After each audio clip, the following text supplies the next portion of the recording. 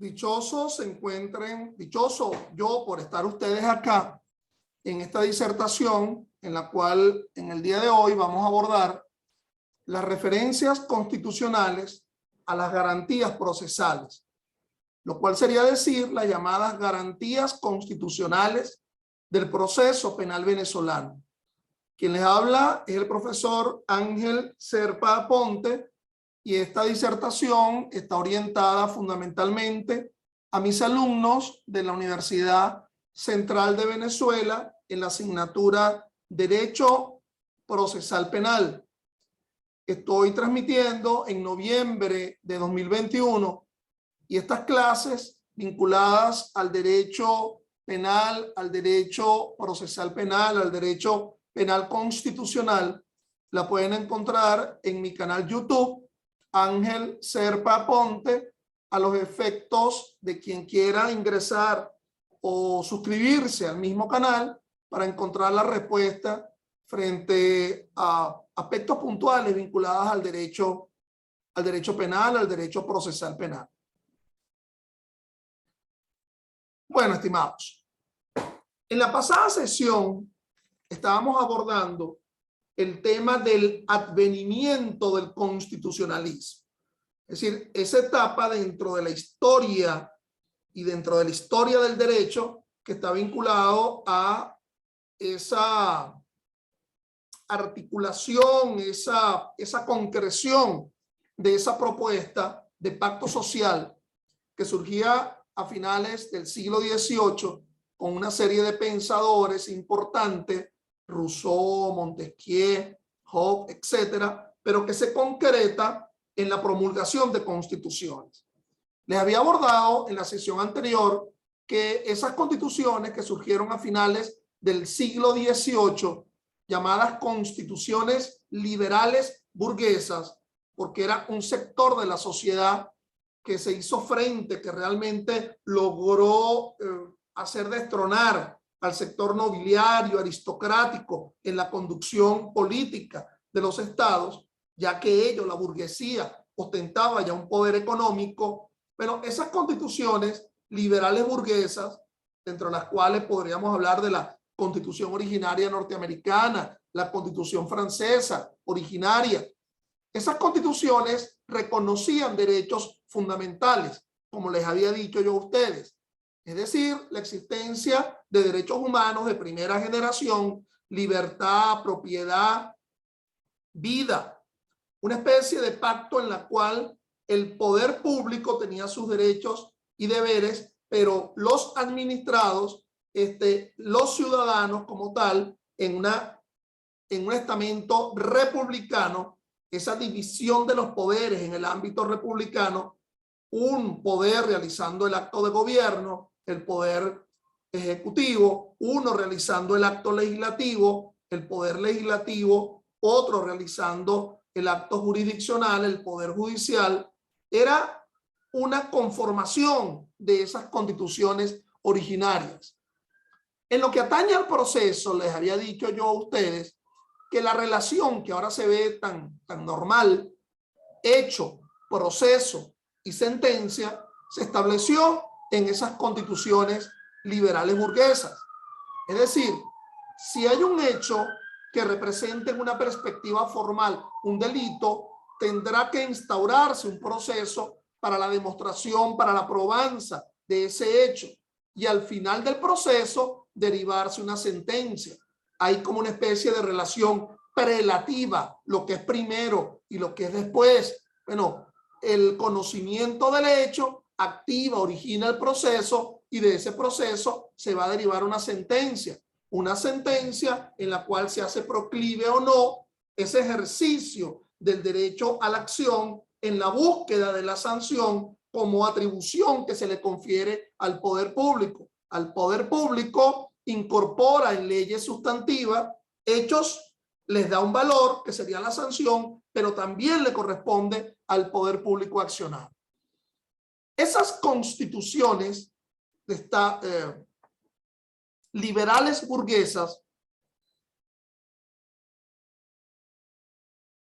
dieron paso a otras constituciones. llamadas constituciones de Estado Social de Derecho. Es decir, las primeras eran las constituciones liberales burguesas y las que siguen a renglón seguido son las llamadas constituciones de Estado Social de Derecho. Hubo revoluciones que condujeron a esas constituciones, pero no fueron revoluciones de contenido político, ni siquiera en procura de una independencia.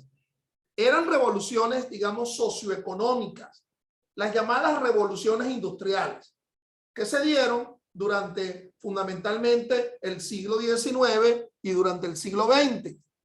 Esa gran industrialización de los grandes centros urbanos, Nueva York, Berlín, París, jornadas de sol a sol, esos gruesos componentes rurales que se trasladaron a los centros urbanos, niños, mujeres, hombres.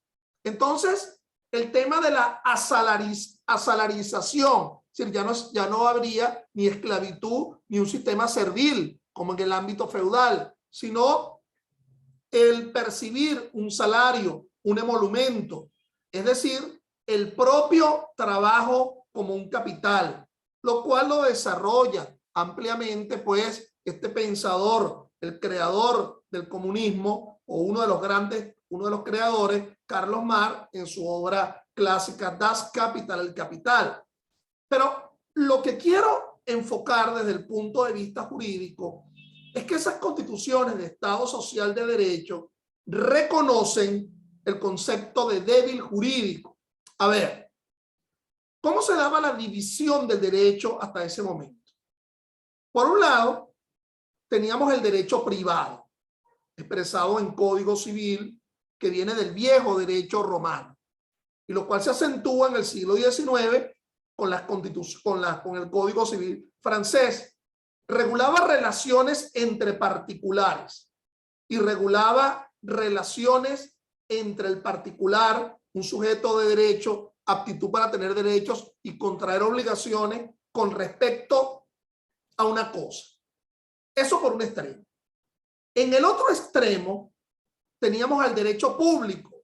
¿Y qué es lo que hace diferente a este derecho público con respecto a este derecho privado? Aquí, la incorporación del poder público, del Estado, el Estado siendo regulado en derechos y en deberes. Por lo tanto, de este poder público, de este derecho público, fundamentalmente surge el derecho constitucional, el derecho penal, el derecho administrativo, etc. Fíjate, dos derechos en una conformación clásica, derecho privado y derecho público. Pero en el medio, así como la cabezota entre las dos manos, ¿verdad? No, estas revoluciones y estas constituciones de Estado Social de Derecho hicieron crear un tercer tipo de derecho entre el derecho privado y el derecho público, que sería el derecho social. Entonces, el concepto del débil jurídico. No toda relación jurídica se estructura en un plano de igualdad.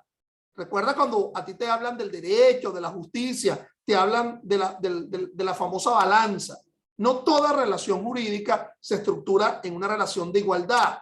Hay relaciones jurídicas que son esencialmente desiguales, que es de las cuales se ocupa el derecho social. Por ejemplo, el uso social de la tierra solamente perteneciente a grandes latifundistas. Entonces se dice, no, el cultivo de la tierra es importante a los efectos de satisfacer necesidades vivenciales de cada quien. Y por lo tanto, en ese derecho social entraría el derecho agrario, el derecho laboral, ¿verdad? Bueno, yo pongo mi gañote, ¿verdad? Como trabajo, mi esfuerzo como trabajo, como capital. Y al final el patrono lo que hace es pagar un emolumento, un salario. Entonces, el trabajador como un débil jurídico, el derecho laboral formando parte de ese tercer derecho, el derecho social. Por ejemplo, el derecho inquilinario, pago y pago y pago el canon de arrendamiento de un inmueble y nunca será ese inmueble mío. Entonces, el derecho inquilinario formando parte del derecho social. El concepto de débil jurídico Es decir, hay relaciones jurídicas que se ubican en un plano netamente de desigualdad. Y así como en la balanza, ¿te acuerdas? A veces cuando los pesos eran distintos, en las unidades métricas, en las bodegas antiguamente, colocaban un pesito para tratar de machear, para tratar de igualar relaciones que son esencialmente desiguales. Por lo tanto, el poder público ha de tratar de intervenir en relaciones que son esencialmente desiguales. Ahí el llamado derecho social. ¿Qué tiene que ver todo esto con el proceso y sobre todo con el proceso penal? Bueno, que esas constituciones sucedáneas de las liberales burguesas, las nuevas constituciones de Estado social de derecho, lo primero es que cuando se habla de constituciones de Estado social, no vayas a creer que estamos hablando de socialismo ni nada por el estilo. Cuando se habla de Estado social, se refiere a estado de beneficencia, es decir, lo que se denomina en el ámbito anglosajón welfare state, estado de progreso. ¿Qué pasa? Con respecto a la gran diferencia entre las constituciones liberales burguesas con respecto a las constituciones de Estado social de derecho. En las constituciones liberales burguesas se reconocían derechos fundamentales. Ay, yo tengo derecho al trabajo. Ay, yo tengo derecho a la asistencia en salubridad. Ay, yo tengo derecho a la libertad, a la educación. Y entonces, no porque tú fueses de una religión distinta a la mía, yo te iba a negar el derecho a la educación. Bueno, búscate la universidad que tú consideres, la escuela que tú consideres. Considero que sí es un derecho fundamental y lo cual tú sí tienes el derecho.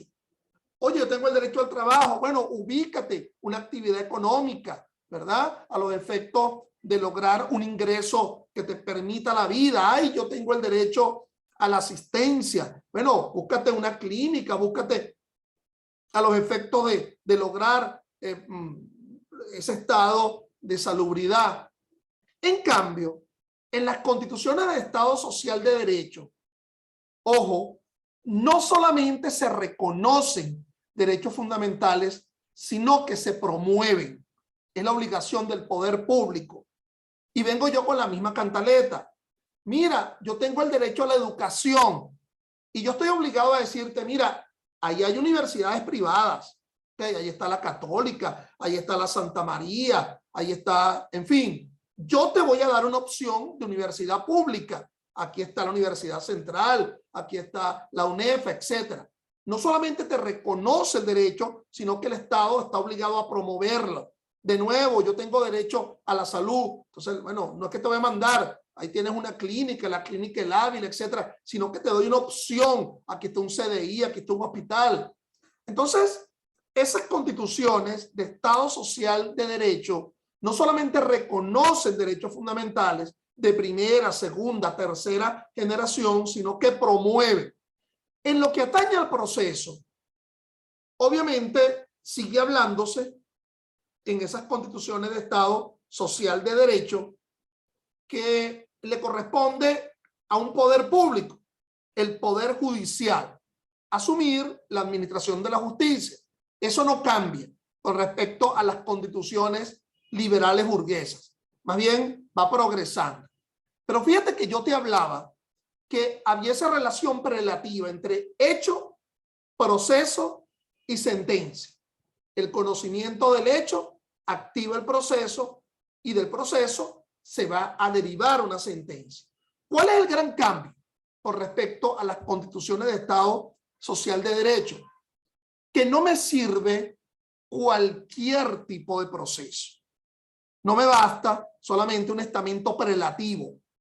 Un proceso como consecuencia del conocimiento de un delito que anteceda a una sentencia, sino que ese proceso tiene que estar cualificado o calificado. Es decir, me sirve un debido proceso, no cualquier proceso, un debido proceso. Como se dice en inglés, a due process of law, a fair trial, un proceso justo en la cual se cumplan garantías como el del juez natural, el derecho a la defensa, la no confesión coactiva. Entonces, habiéndoles explicado yo esto a ustedes, esto del advenimiento del constitucionalismo dentro de estas sesiones de referencia histórica sobre el origen del proceso penal, vamos sin más a abordar las llamadas garantías constitucionales del proceso. Entonces, las llamadas garantías constitucionales del proceso. En primer lugar, mis estimados, hay que entender, por ejemplo, frente al caso venezolano, que precisamente la falta de constitución no ha sido nuestra constante. Hemos tenido y de sobra, ¿ok?, hitos constitucionales importantísimos. Yo les decía que se inició el advenimiento del constitucionalismo con la Constitución norteamericana, luego la Constitución francesa, pero no llegamos en Venezuela tarde a este advenimiento. La primera de ellas, la de diciembre del año 1811, y por ahí te vas a 25 constituciones más.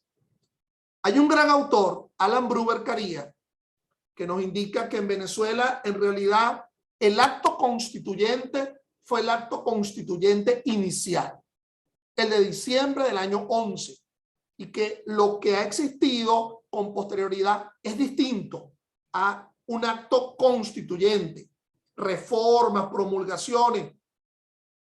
En realidad, no dejo de darle la razón, pero tampoco es para que menoscabemos algunos hitos constitucionales importantes, ¿ok? ¿Cómo no hablar, por ejemplo, de la Constitución del año 1830, la que nos separa, el quite, pues, el rompimiento con la Gran Colombia? ¿Cómo no hablar de las constituciones guzmancistas, 1864, ¿ok? Donde, bueno, se da una vuelta a una concepción, digamos, laica, una concepción no clerical de los poderes públicos. ¿Cómo no hablar de la constitución monaguista previa, en la cual se da la liberación de los esclavos, pero nada menos que en una de ellas se establece que los jueces tienen que motivar la sentencia? ¿Cómo no hablar de las constituciones de don Cipriano Castro, en donde por primera vez en alguna se estableció el sistema de jurados? ¿Cómo no hablar de la Constitución del año 1947, donde se incorpora por primera vez el habeas corpus, aquello que yo les expliqué que había ocurrido en la Inglaterra medieval hace 800 y más años, hacia el siglo XIII, 1215? Bueno, se incorpora en una constitución en Venezuela 800 años después. ¿Cómo no hablar de la Constitución del año 1961, que establece una serie de garantías, el amparo? Y obviamente nos encontramos con la vigente Constitución del año 1999. No voy a negar que puede tener un tufillo, una orientación de contenido político a partir del proceso que todos lo conocemos, que se dio a partir de la elección de Chávez en el año 98 y la convocatoria a un proceso constituyente. Obviamente que la existencia de un parlamento unicameral o que haya una democracia representativa y participativa, la reelección, eso está representándonos un contenido político de dicha constitución. Pero yéndonos al plano que nos importa, digamos, el llamado uso forense de la Constitución, encontrar respuestas frente a problemas procesales, pero sobre todo procesales penales, a partir de la propia Constitución. Bueno, es en realidad una tacita de plata, esa Constitución del año 1999. Los problemas son otros. Los problemas son de interpretación por parte de una sala constitucional. Los problemas son funcionariales, de la asunción de funciones que se derivan a partir de la propia Constitución. Pero es interesante el manejo de las garantías del proceso en la Constitución del 99, porque imagínate, nada menos y nada más, funciona como un sistema. Recuerda que en un sistema es diferente a un conjunto, a los que están vinculados al ámbito de la matemática. ¿Te acuerdas? En los conjuntos hay una unión de elementos, pero quizás no están relacionados entre sí. Es como ahora ya que nos quitamos las caretas y se volvió a los centros comerciales y tú vas a un centro comercial, ¿ok? Al Sambil, al otro.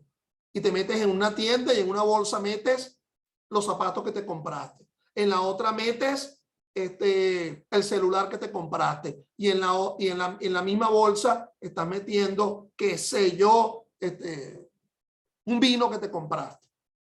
Quizás no hay interrelación entre esos elementos, el concepto de conjunto. En cambio, la noción sistémica implica una interrelación, una conexión entre cada uno de los elementos, que si tú quitas alguno, no se te desbalanza absolutamente todo. Sentido sistémico, de sistematicidad.